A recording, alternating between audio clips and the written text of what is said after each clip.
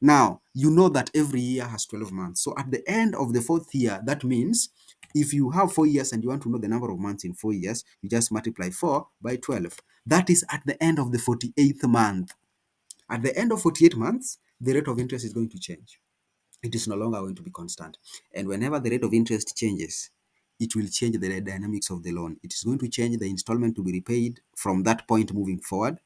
Yeah. And then it is also when interest is affected, then the principal to be repaid is also affected because the loan amount has been affected. You get that? The interest rate is going to change at that point. So that brings us something.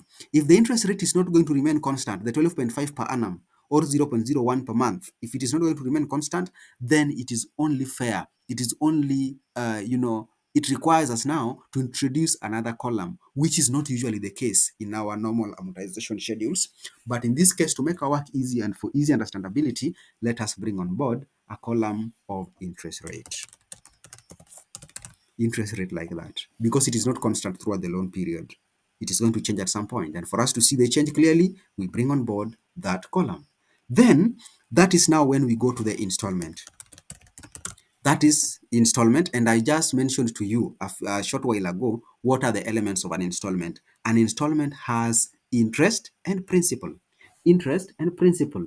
Those are the elements that make our installment, our installment. Now, let me bring on board interest. So I type the interest, that is the first element of our installment. Then principal, principal amount, principal amount, principal amount, like that.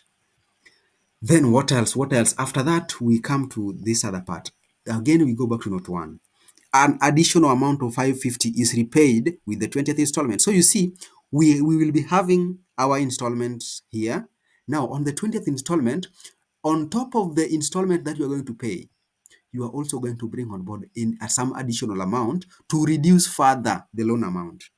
Now, that means we have to introduce another column here called additional payment column. Then after remitting your additional payment,